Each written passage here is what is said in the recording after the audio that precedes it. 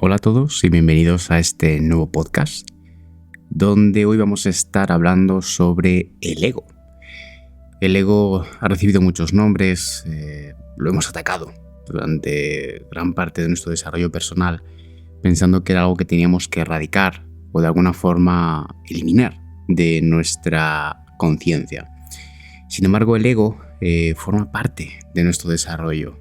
Es como ese maestro cascarrabias que nos está poniendo siempre a prueba para conocer lo que es el camino de la rectitud.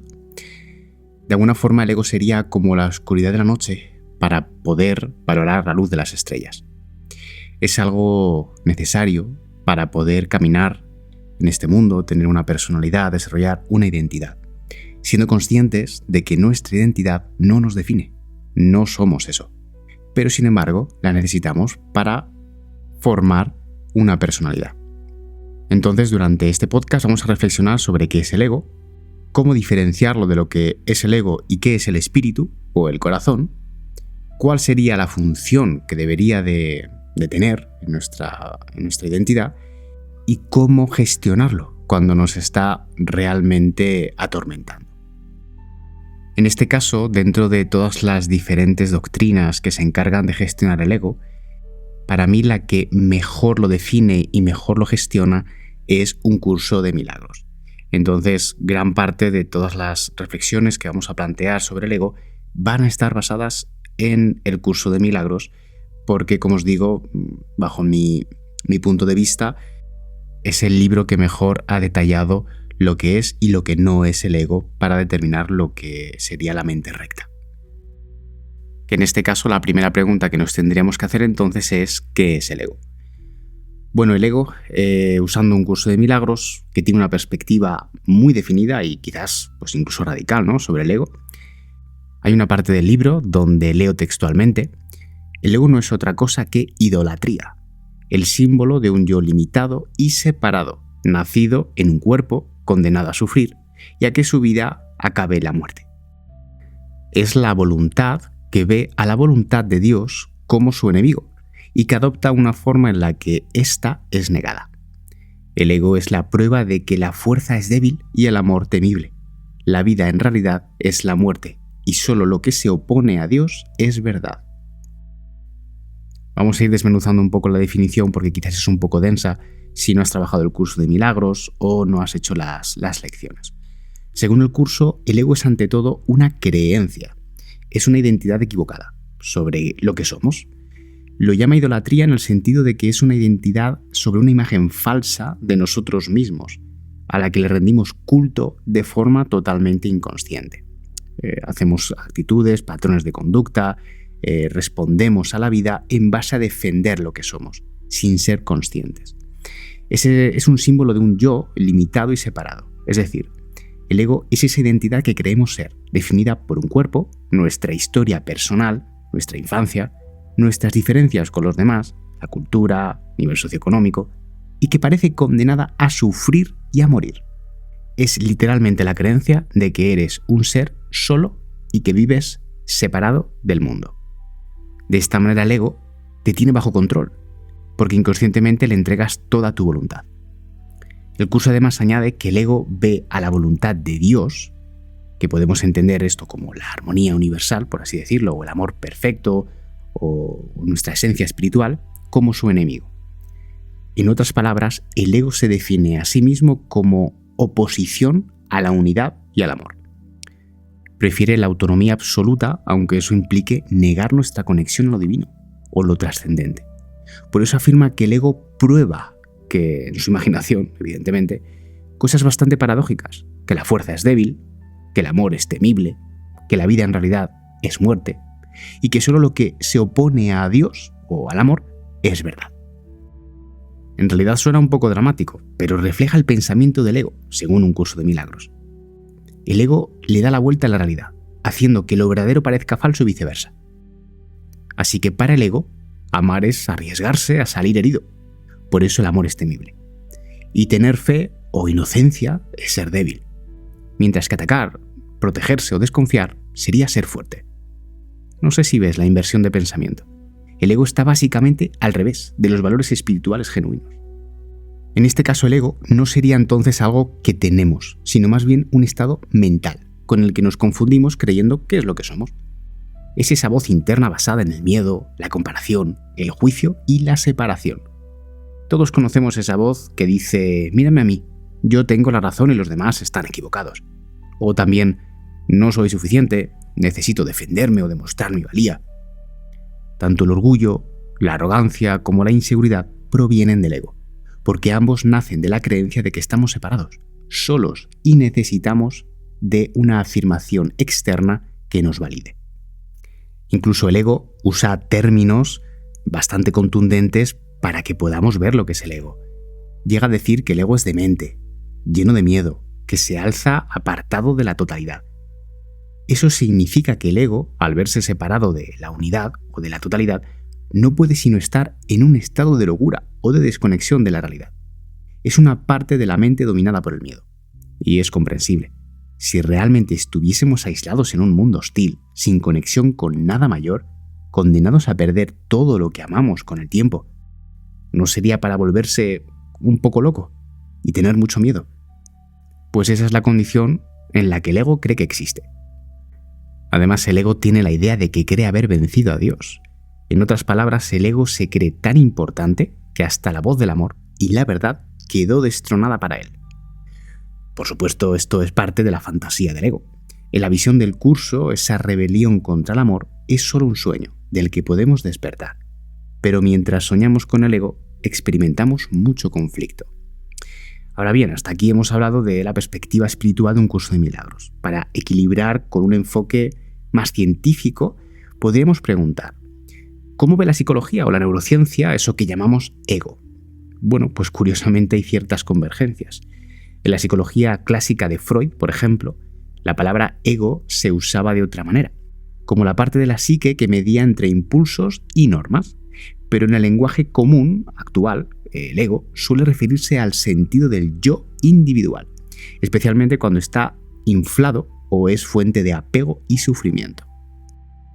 En la neurociencia más contemporánea, investiga justamente la base cerebral de la sensación de ser un yo separado. Por ejemplo, se ha identificado una red de regiones cerebrales llamada red neuronal por defecto, que parece estar relacionada con nuestra autoconciencia egoica, como una especie de cimientos donde, pues hemos empezado a crear esa identidad. Cuando la mente divaga acerca de uno mismo, preocupándose por el pasado o por el futuro, pensando en cómo nos ven los demás, típicamente esa red neuronal se activa. Algunos estudios han sugerido que cuando la actividad de esta red se reduce drásticamente, la sensación habitual de ego se disuelve temporalmente, dando paso a una experiencia de unidad o de un yo conectado con todo. De hecho, el periodista Michael Pollan, investigando los efectos de las sustancias psicodélicas, lo describió así: pareciera que cuando la actividad de la red neural por defecto cae precipitadamente, el ego desaparece temporalmente, y los límites habituales que experimentamos entre el yo y el mundo, el sujeto y el objeto, se desvanecen. De hecho, personas que consiguen entrar en estados alterados de conciencia a través de la meditación profunda hablan de sensaciones similares. Las personas suelen reportar momentos en que esa voz individual se silencia y sienten una conexión con algo mayor, una paz intensa y expansiva. ¿Por qué os traigo todo esto? Porque incluso desde un punto de vista científico podemos entender que lo que llamamos ego es solo un estado mental, una configuración de nuestra percepción, no una identidad fija. El ego es en cierto modo una función adaptativa que nos ayudó a sobrevivir individualmente. Nos hace estar alerta a amenazas, proteger nuestro territorio, buscar reconocimiento en la tribu, etc. Pero no es la totalidad de lo que somos. De hecho, tanto la espiritualidad como la investigación científica señalan que hay algo más allá del ego, una realidad de conexión, de conciencia unificada, que aparece cuando trascendemos esa pequeña voz separatista. Por lo tanto, el ego es una ilusión. Es la creencia falsa de ser un individuo separado del amor. Es la fuente de miedo, de carencia, de conflicto.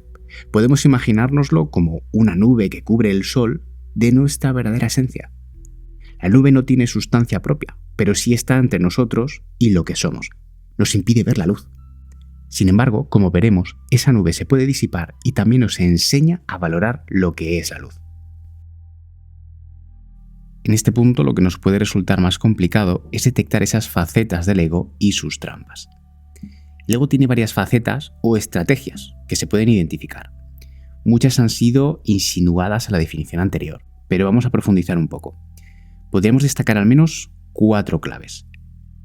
Usa el miedo, la culpa, el juicio, que es lo que fomenta la separación, porque si tú eres malo, yo soy bueno. Es lo que me genera a mí la separación.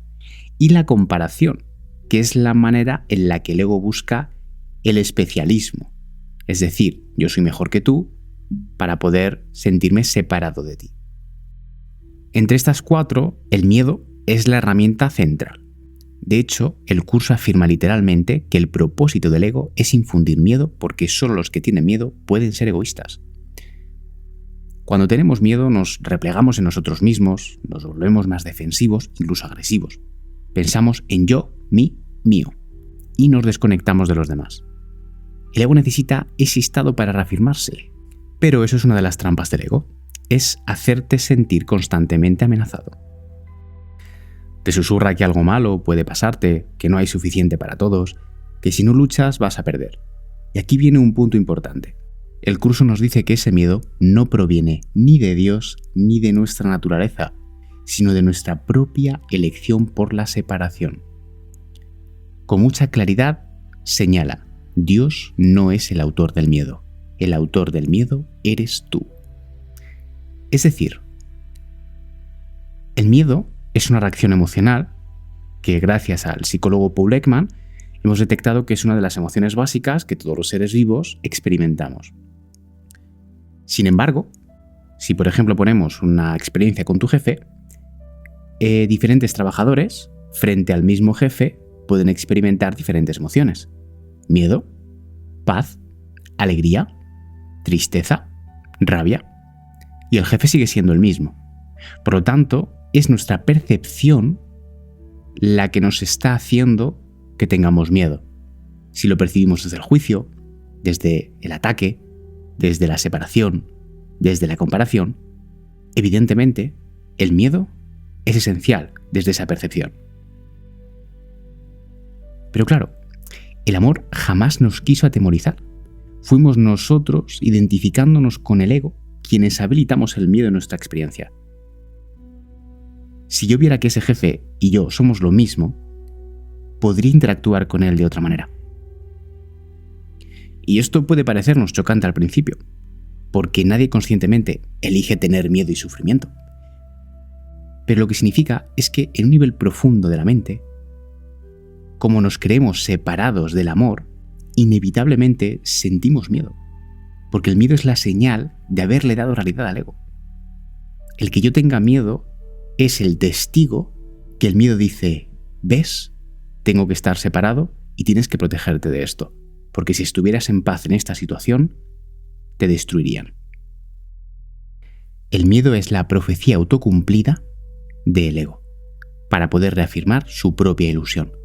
Si en esa misma situación estamos conectados con amor y con paz, el ego se disuelve y al principio se pone muy nervioso, porque te va a alimentar de miedo. Y eso genera estrés, genera cortisol, lo que evidentemente esa red neuronal por defecto se va a activar y va a salir esa identidad. Pero cuando pasamos ese umbral, ocurre algo mágico. Y es que de repente el ego empieza a perder fuerza drásticamente. Y empezamos a ver cosas que antes no veíamos. Incluso desde un punto de vista más básico, podemos pensar cuántas veces tomamos decisiones en la vida desde el miedo. Desde el miedo al rechazo, miedo a la escasez económica, miedo a la soledad, miedo al fracaso.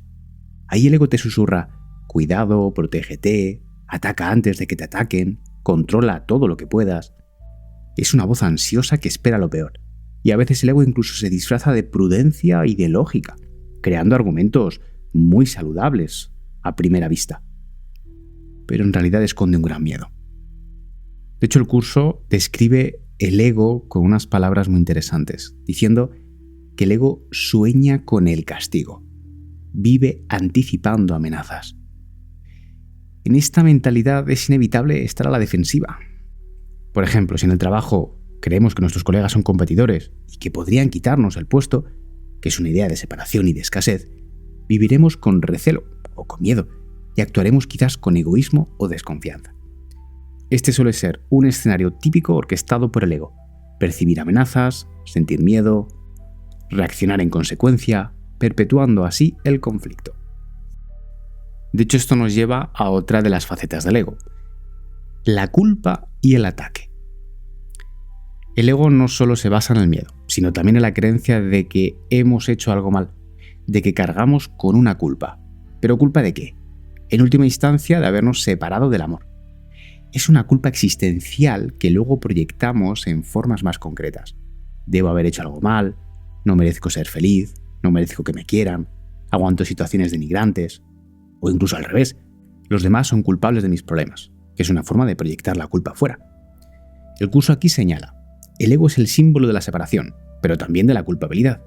Entonces, siempre que le hagas caso al ego, experimentarás culpabilidad y temerás ser castigado. Fíjate, siempre que seguimos los dictados del ego, esa voz de juicio o de ataque, tarde o temprano nos sentimos culpables. ¿Te ha pasado? Por ejemplo, reaccionas con ira con alguien en una discusión. Eso es actuar desde el ego, desde la separación y el ataque.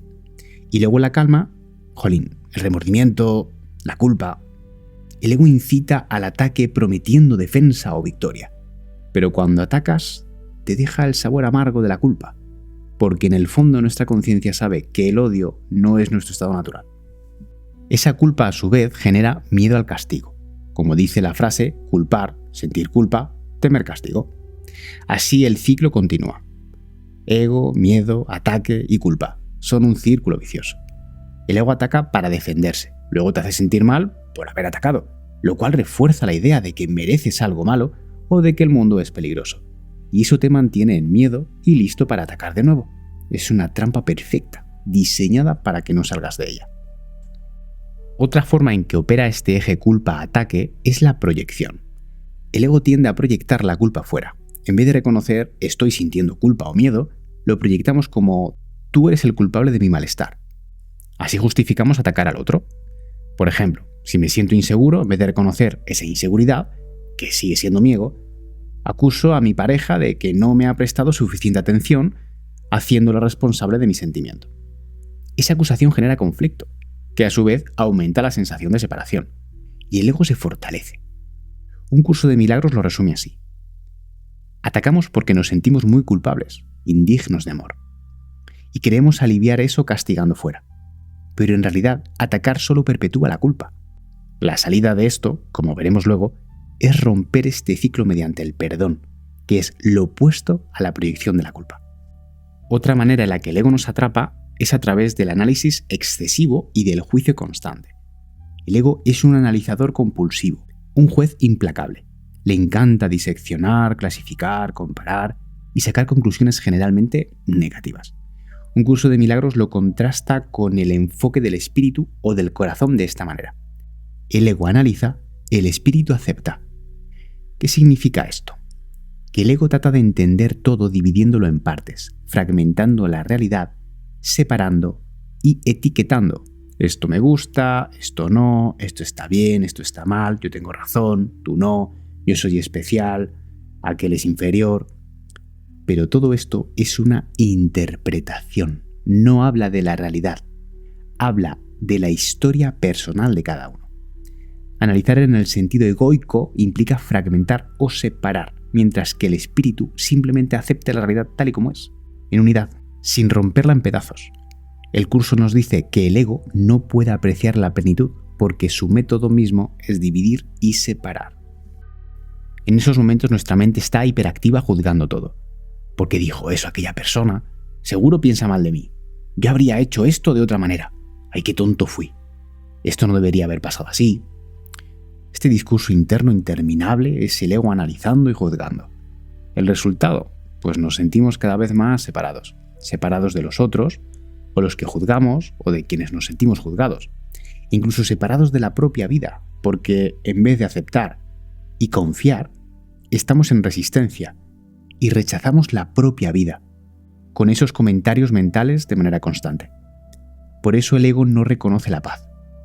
El espíritu, o el corazón, en cambio, acepta, lo que no significa resignación pasiva, sino que aunque pueda sentir que algo le gusta o no le gusta, no se posiciona en los juicios, porque sabe que su opinión no es la verdad. Aceptar permite ver la realidad con claridad, para luego responder de manera adecuada y coherente. El ego, en cambio, reacciona rápidamente, basándose en sus juicios y miedos, sin ver el cuadro completo. Es que además el ego nos hace creer que separar, analizar y tener razón nos dará seguridad. ¿Quién no ha sentido esa satisfacción efímera de lo sabía, tenía razón, ganar esta discusión? El ego se alimenta de eso. Pero en verdad, incluso cuando ganamos, desde el ego no ganamos ni paz ni felicidad duradera. Venderíamos nuestra paz por tener razón muchas veces, cuando actuamos desde el ego. Podemos ganar una pelea verbal y luego sentir un vacío o más separación de esa persona. El corazón prefiere tener paz a tener razón. Esta prioridad cambia por completo cómo abordamos los problemas. Pero mientras el ego domine, preferiremos tener razón y analizaremos 1000 veces los agravios percibidos, las defensas, las estrategias. Es agotador. De esta manera el ego también busca el especialismo, que es la comparación y la competencia. El ego tiene también otra necesidad, que es ser especial. Dado que se siente vacío o falto de amor, busca alguna forma de distinguirse para sentirse valioso, o al menos más que otros. Esto genera comportamientos de competencia constante y comparación. Puede darse en dos sentidos aparentes, sintiéndonos superiores o inferiores, pero ambas caras sirven al ego. Si el ego logra convencerme de que soy más especial, o más importante, o más correcto, que esto es lo clásico del ego, arrogante y narcisista, si el ego logra convencerme de que soy más especial, más importante o más correcto que los demás, se infla. Pero también, curiosamente, el ego se infla cuando nos hundimos en sentirnos peores que los demás, víctimas y mártires. Pobre de mí, nadie sufre lo que yo, no valgo nada, todos son los mejores. Aunque parezca humildad, en realidad es otra forma de hacer especial a ese yo separado, aunque sea especial por lo desgraciado que soy. El ego acepta ser el protagonista incluso de una historia victimista, antes que no ser protagonista. Menuda trampa. Un curso de milagros habla mucho del especialismo. La idea de relaciones especiales, amor especial, odio especial, son aquellas relaciones o situaciones donde el ego busca realzarse. Por ejemplo, un amor especial para el ego no es un amor tranquilo e igualitario, sino un amor posesivo, donde te necesito para sentirme completo. Eres mío y me das valor. Sin ti moriría. Lo cual tarde o temprano deriva en demandas, celos y dolor. Lo mismo con cualquier logro. Si lo usamos para sentirnos superiores, el ego medra, pero nunca se sacia. Siempre habrá alguien con logros mayores que nos hará sentir inseguros de nuevo.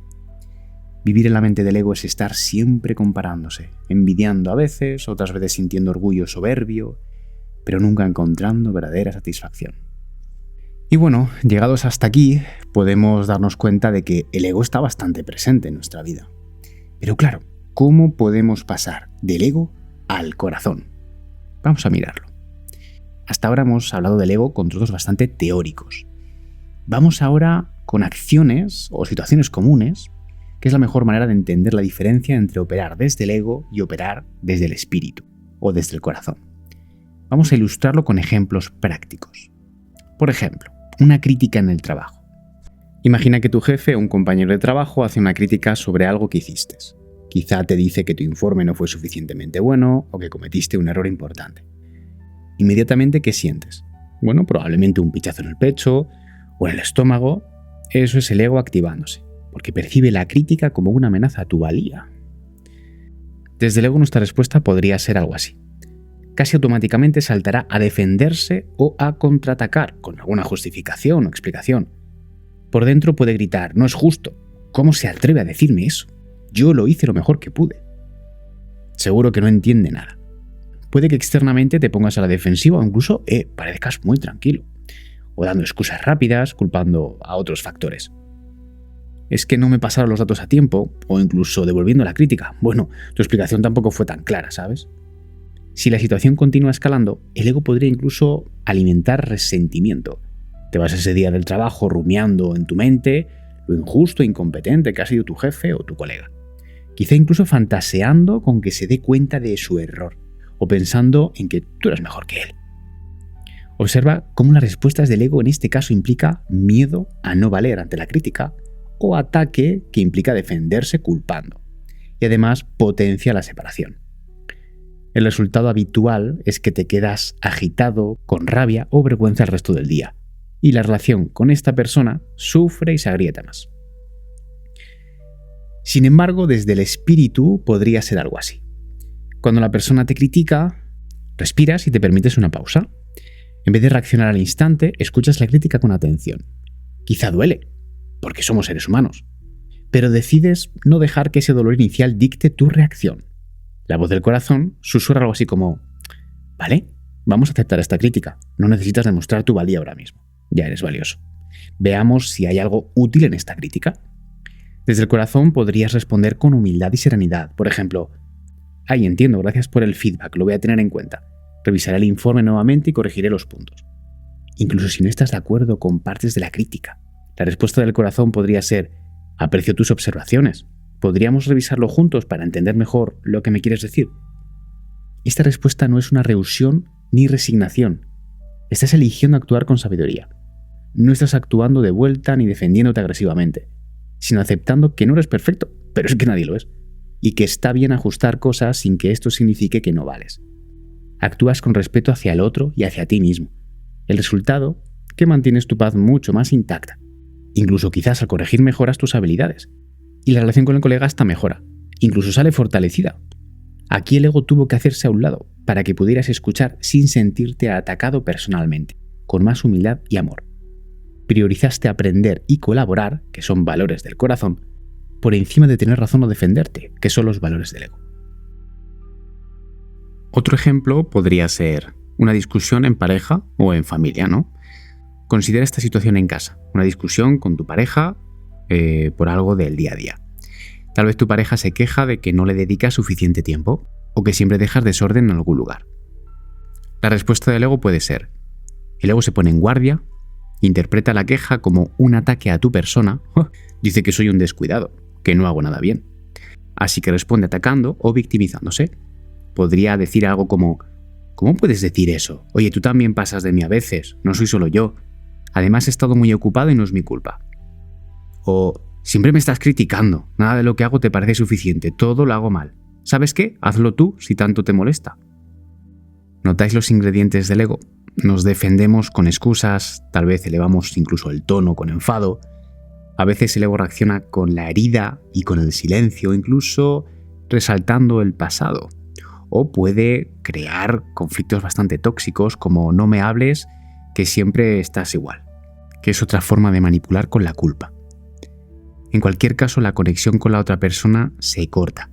Cada uno se entrincha en su posición de yo tengo razón y tú no me entiendes. Y el ego adora este juego, pero ambos acaban heridos, sin resolver nada y acumulando resentimiento. Desde el espíritu, primero necesitamos coraje para vulnerabilizarnos un poco y escuchar de verdad. Implica reconocer el sentimiento del otro, sin tomarlo como un ataque deliberado. Por ejemplo, si tu pareja te dice que nunca pasas tiempo conmigo, desde el corazón puedes preguntarle: vaya, no me había dado cuenta. ¿Puedes ser un poco más clara o claro?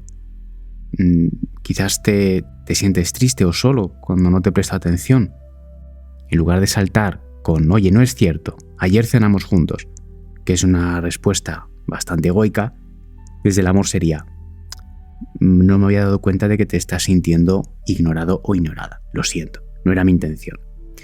La verdad es que estaba distraído por X cosas, pero por favor cuéntame, ¿cuándo te has sentido así? Aquí vemos que no hay una reacción a las palabras de nunca pasas tiempo, que el ego habría querido luchar por ella, sino que atendemos a la emoción que hay detrás de las palabras. Esto abre un espacio de comprensión. Desde el corazón puedes también expresar tu propia necesidad sin atacar. Oye, te prometo que valoro mucho nuestro tiempo juntos. La verdad es que últimamente he estado estresado y creo que eso sí que puede que me haya afectado de algún modo. Gracias también por decírmelo. Voy a ver si me organizo para que podamos estar más tiempo juntos. Esta clase de respuesta desarma el conflicto, porque no hay un ganador ni un perdedor en la discusión, porque el objetivo no es ganar, sino entenderse. La pareja no es tu rival, es tu equipo. Cuando actuamos desde el corazón, recordamos que amamos a esa persona y que estamos al mismo lado, no en bandos opuestos. El ego olvida eso y solo quiere tener razón y proteger su orgullo, aunque la relación se deteriore. El corazón quiere sanar la relación, priorizar el amor sobre el orgullo y estar en paz. El resultado de responder así suele ser un abrazo, o al menos un diálogo más calmado donde ambos se sienten escuchados. Y paradójicamente, así uno logra lo que quería, que es conexión y armonía, mientras que el ego, queriendo ganar la pelea, solo habría conseguido romperla más. Otro ejemplo que podemos ver es, por ejemplo, con los logros y los reconocimientos, ¿no? Pensemos ahora en algo más interno. Imagina que alcanzas un logro importante, te ascienden en el trabajo, o terminas esa tesis o proyecto de éxito, o empiezas a ganar mucho dinero en tu negocio. Es un momento feliz y de éxito personal. ¿Cómo manejaría esto el ego y el espíritu? Bueno, desde el ego pues puedes inflarte y llevarte a una zona poco insidiosa, ¿no? Un orgullo vanidoso. Te regodeas en el logro de forma comparativa. Lo logré porque soy más listo, me esfuerzo más que los demás, yo sí puedo. Es posible que empieces, o quizás sutilmente, a mirar de otra manera a quienes no han logrado lo mismo, o a atribuirte todo el mérito, sin agradecer las ayudas en el camino. El ego personaliza el éxito en exceso. Es mi triunfo. ¿Cuál es el problema? Bueno, pues primero que puedes generar antipatías en otros. Nadie suele disfrutar de la compañía de alguien que alardea constantemente. Segundo, cuando inevitablemente venga un error o un fracaso, porque vendrá, el golpe de ese ego inflado será fuerte y te llenarás de frustración y autocrítica feroz. Por otro lado, a veces el ego nos sabotea, incluso en el éxito, con duda y miedo. ¿Y si no puedo mantener este nivel? Seguro descubren que no soy tan bueno, fue pura suerte. Esa inseguridad post-éxito es el ego teniendo miedo a perder su posición especial. Podríamos resumir que desde el ego, uno no disfruta plenamente de los logros, o cae en vanidad o en ansiedad por mantenerlos. El corazón, en cambio, nos permitirá disfrutar con humildad y gratitud. Desde el corazón, significa vivir el logro con alegría, pero con humildad y agradecimiento. Es reconocer, oye, di lo mejor de mí y valió la pena. Muchas gracias, qué bendición. Pero en lugar de compararte con otros, te comparas contigo mismo. Valoras tu crecimiento sin necesidad de sentirte superior a nadie. Incluso desde el corazón sientes gratitud hacia quienes te apoyaron y hacia la vida. Un ejemplo concreto, supongamos que te ascienden. Desde el corazón podrías celebrarlo con tu familia, agradecer a tu trabajo, agradecer a tu equipo de trabajo su apoyo, quizás mentorizar a alguien más joven porque recuerdas que a ti también te ayudaron. Pero mantienes esa empatía, sigues siendo tú con tus colegas, no desde arriba, sino desde iguales. Esto no solo te hace ver como una persona admirable ante los demás, sino que te hace sentir en paz, porque tu valor interno no depende de tus títulos o de tu dinero, sino de saber que estás alineado con lo que amas hacer y aportando algo bueno. Así, si mañana algo cambiara, digamos que la empresa cierra inesperadamente, claro que habrá tristeza, pero no una devastación narcisista, porque tu centro no estaba en la etiqueta del puesto, sino en tu amor al trabajo y a la gente. Desde el corazón, el éxito se vive con sencillez y también los fracasos se viven con aprendizaje y no con hundimiento total. Podríamos hacer muchos más contrastes, por ejemplo, ayudar a alguien desde el ego, por quedar bien o por sentirnos superiores moralmente, versus ayudar desde el corazón, por genuina compasión sin esperar un reconocimiento, ¿no? Pero creo que la idea se va captando. Actuar desde el ego nos contrae, nos separa de los demás y de nuestra paz. Actuar desde el corazón nos expande, nos conecta y nos trae paz. Una diferencia importante es la intención y el sentimiento interno. Dos personas pueden hacer exactamente la misma acción, digamos, donar dinero a una causa, pero una puede hacerlo desde el ego, para que su nombre aparezca y recibir halagos, o desde el corazón, porque realmente empatiza con ese sufrimiento y quiere aportar algo. Cuando actuamos desde el corazón solemos sentir una calma contenta, una satisfacción profunda.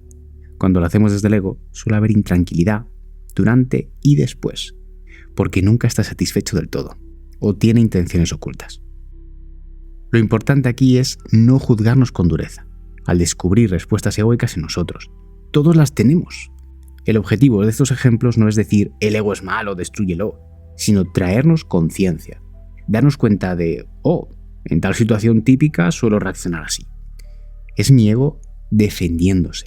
Solo al verlo podemos luego elegir gestionarlo mejor. Y eso nos lleva a la parte final. ¿Cómo gestionamos y trascendemos el ego? Pues mirar, de hecho, un curso de milagros lo dice así. Trascender el ego es nuestra misión fundamental para recuperar la paz y recordar quiénes somos realmente. Interesante la misión del ego, ¿eh? Pero ojo, trascender no significa atacar al ego, ni eliminarlo con violencia, porque eso en sí mismo sería otra trampa del ego. Sería el ego tratando de luchar consigo mismo, o un ego espiritual, lo que genera más conflicto interno. La palabra clave aquí es deshacer el ego, disolverlo más que destruirlo, porque como dijimos, el ego en realidad es una ilusión, una construcción mental sostenida por creencias y pensamientos. Cuando dejas de creer en él, se desvanece por sí solo. Hay una cita, de hecho esperanzadora, del curso de milagros que lo expresa claramente. No le tengas miedo al ego. Él depende de tu mente. Y tal como lo inventaste creyendo en él, puedes asimismo desvanecerlo dejando de creer en él. Qué potente, ¿verdad? El curso nos asegura que así como nosotros, nuestra mente, fabricó el ego, al invertir fe en la separación y el miedo, podemos retirar esa fe y el ego se caerá como un castillo de naipes. Por supuesto, es un proceso que requiere práctica y sinceridad con uno mismo. El ego tiene raíces profundas ancladas a traumas, creencias, historias personales de la infancia, emociones enquistadas, y no lo vamos a quitar de la noche a la mañana. Pero cada pequeño paso cuenta. Vemos algunas claves prácticas que nos brinda tanto el curso de milagros como un enfoque más psicológico para ver cómo gestionamos el ego. Primero es volverse consciente del ego, que significa observar sin juzgar. El primer paso es justo lo que hemos estado haciendo, reconocer el ego en acción. Normalmente pasamos la vida identificando esa voz en la cabeza sin cuestionarla. Ahora estamos aprendiendo a observarla. La próxima vez que sientas esa oleada de enojo, de miedo o de superioridad, date cuenta. La próxima vez que sientas esa oleada de rabia, de miedo o de superioridad, date cuenta de, aquí está mi ego. Haz casi como si fueras un observador externo por un momento. Esto ya le quita poder, porque cuando lo observas dejas de ser completamente esa emoción y se abre un pequeño espacio de libertad dentro de ti. Las prácticas, por ejemplo, como el mindfulness o la atención plena, son geniales para esto. Pero en principio sería aprender a detectarlo, entender que cada vez que estemos en ego significa juicio, miedo, ataque y separación. Cada vez que lo veas, simplemente obsérvalo y retírale el poder poco a poco. Una pregunta que te puedes hacer para quitarle más poder es: ¿cómo actuaría desde el corazón en esta situación?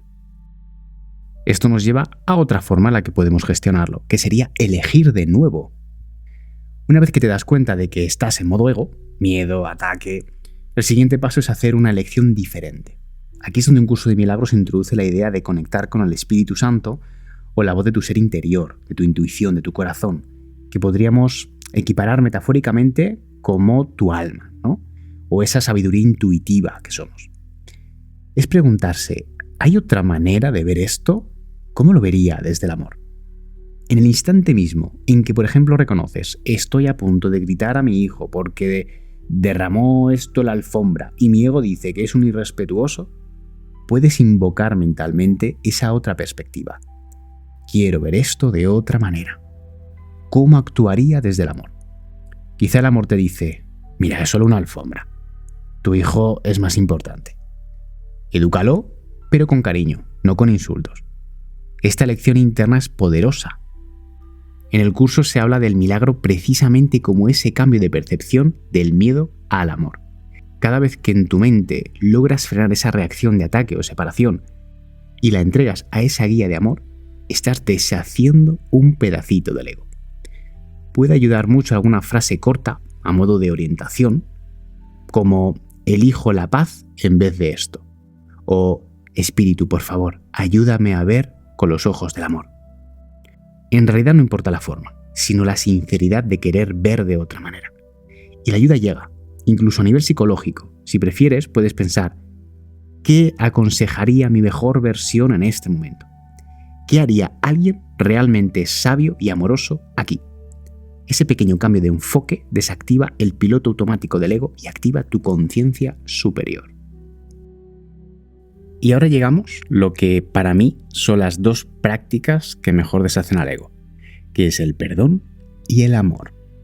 De hecho, os voy a dejar por aquí arriba en la etiqueta un vídeo sobre el amor y el perdón que puede ayudaros a potenciar el uso de estos dos pilares que son los que el propio Jesús de Nazaret nos enseñó en la historia de su vida para aplicarlos con el ego.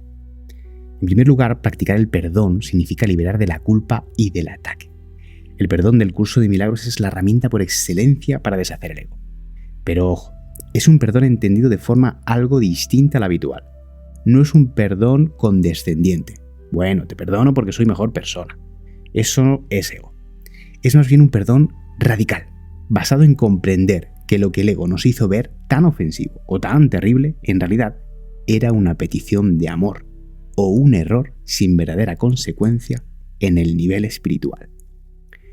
Perdonar, como dice el curso, es pasar por alto las ofensas reconociendo que en el plano de la verdad el daño real no existe porque solo el amor es real. Esto quizás suena elevado, pero la práctica significa suelta los rencores y ver la inocencia de los demás y en uno mismo. Cada vez que perdonamos del corazón, es decir, que decidimos dejar ir un resentimiento y no seguir alimentando la amargura, damos un paso enorme fuera de los dominios del ego. De hecho, el ego tiene una bella metáfora sobre esto. Una sola azucena de perdón puede transformar la oscuridad en luz y el altar de las ilusiones en el templo de la vida misma. Es decir, incluso un poquito de verdadera voluntad de perdonar ilumina por completo la mente, convirtiendo ese altar de las ilusiones en un templo de vida. El perdón nos libera a nosotros y a los demás. De hecho, un estudio realizado por la Clínica Mayo señala que dejar atrás los resentimientos se asocia con menos ansiedad, menos estrés, mejor salud del corazón, hasta un sistema inmunitario más fuerte. Cuando perdonamos, literalmente sanamos. El ego teme esto, porque como vimos, se sostiene en la culpa y el ataque. Pero cuando perdonas genuinamente, estás diciéndole al ego, ya no voy a seguir tu juego de culpa. Estás afirmando que prefieres ser feliz a tener razón. El perdón en la práctica puede ser todo un proceso, ¿eh? No siempre podemos soltar un enfado profundo de inmediato, pero podemos estar dispuestos a perdonar, que es el primer paso, y luego vivir nuestro proceso, que puede requerir de cierto tiempo. Y luego trabajar en ello con empatía, quizás entendiendo la humanidad del otro, o reconociendo que aferrarse al odio solo prolonga nuestro dolor. A veces hace falta también autoperdón, perdonarnos a nosotros mismos por los errores cometidos. Esto es igual de importante, porque el ego nos mantiene mucho tiempo atrapados en la autoculpa. ¿Cómo puedo ser tan tonto? ¿Por qué hice eso? No me lo perdono. Hay que recordarse que todos estábamos simplemente confundidos, bajo la influencia del ego, cuando erramos, pero que podemos elegir de nuevo ahora. Tú no eres tus errores. Si aprendes de ellos y los corriges, el propósito del error ya se ha cumplido. En el otro pilar importante encontramos al amor, que sería la oposición al miedo. Podríamos resumir las prácticas en este sencillo mantra: elige el amor y no el miedo. De hecho, en este punto te recomendaría un libro muy bueno de Jorge Carrasco, que es su libro Vivir por amor o morir por miedo, donde desarrolla largo y tendido todos estos aspectos para saber a qué maestro elegir, si eliges al maestro del amor o al maestro del miedo. Porque al final cada pensamiento, palabra o acción proviene de una de estas dos fuentes internas, el amor o el miedo. La filosofía de Un curso de milagros insiste en que solo el amor es real. El miedo es una fabricación. El amor perfecto expulsa el miedo. Si hay miedo, es que no hay amor perfecto. Solo el amor perfecto existe. Si hay miedo, este produce un estado que no existe. Esta cita del curso nos recuerda que el miedo, por consistente que sea, no es real. porque es como la oscuridad. La oscuridad no existe, tan solo es ausencia de luz. El amor es la luz. Nuestra tarea es recordar encenderla. ¿Cómo? Con pequeños actos como palabras amables, un pensamiento de gratitud, mirar al otro con empatía, aunque esté molesto, tomarnos un descanso, la naturaleza, ¿no? Para conectar con nuestra paz, con nuestro corazón. Significa alimentar todo lo que provenga del amor. La paciencia, la compasión, la creatividad, la gratitud, la alegría. Cuando llenamos nuestra mente de esas actitudes, el ego automáticamente queda desplazado. No se puede estar en gratitud sincera y en queja egoicamente al mismo tiempo. Si detectas que estás en envidia, por ejemplo, prueba a felicitarlo genuinamente y desearle que le vaya muy bien. Verás que aunque tengas ciertas resistencias, tu corazón se alivia y se siente un poquito mejor. Si, por ejemplo, estás en una autocompasión victimista, prueba a salir de ti y a hacer algo por otra persona o incluso por tu mascota. Ese amor dado te rescata de la prisión egoica momentáneamente, porque lo que das, te lo das, y se convierten en pequeños milagros cotidianos. En este sentido podemos usar incluso la gratitud, que aunque suena simple, tiene un impacto enorme. La gratitud realinea la mente con la abundancia y con el amor. El ego, que siempre está quejoso y escaso, se queda sin discurso frente a un corazón agradecido. De hecho, la ciencia también respalda esto. Prácticas de gratitud y altruismo aumentan el bienestar y activan áreas del cerebro asociadas a emociones positivas, mientras que reducen la activación de áreas vinculadas al estrés. Así que no le tengas miedo al ego. A veces en el camino espiritual, paradójicamente, la gente empieza a tener miedo a su propio ego, castigándose por lo que dijo o por lo que hizo. Eso solo le da más poder. El curso nos dice que el ego no merece nuestra lealtad ni nuestro miedo. Podemos incluso sonreír un poco cuando lo descubrimos haciendo de las suyas, con humor. ¡Ajá! Ahí va mi ego otra vez. En vez de juzgarnos por ello. Simplemente elegimos distinto. Recordemos, somos más que el ego. Nuestra identidad verdadera es inocente y amorosa, intacta, detrás del alboroto que hace el ego. En términos del curso, somos el Hijo de Dios libre y eterno. Y ese Hijo de Dios no tiene ego, ni puede perder el amor. En momentos de silencio profundo, a veces logramos rozar esa sensación de sentirnos que somos uno con la vida, que todo está bien, que somos completos. Esos instantes nos recuerdan que el ego es temporal y pequeño, y comparado con lo que realmente eres. Así que no hay que emprender una cruzada violenta contra el ego. Más bien es un proceso amable de despertar de un sueño de miedo, como despertar de una pesadilla. Y nos damos cuenta de que, no era real. El curso nos asegura que cuando elegimos conscientemente al amor sobre el miedo, al final despertaremos del sueño. Tarde o temprano, lo inevitable sucede. Retornamos a la conciencia de unidad. Alcanzar a Dios o al amor es inevitable. Por mucho que el ego patalee, el amor finalmente triunfa, porque es lo que somos. En palabras del curso, cree esto y serás libre. Por último, llegados hasta este punto, te voy a dejar con la primera frase con la que inicia un curso de milagros. Que si comprendiéramos esta frase, ya está, el trabajo estaría hecho. Dice así: nada real puede ser amenazado. Nada irreal existe. En eso radica la paz de Dios. Muchas gracias por haber llegado hasta aquí. Si te ha gustado, compártelo, déjame un like y suscríbete para poder seguir escuchando más contenido. Nos vemos en el próximo vídeo.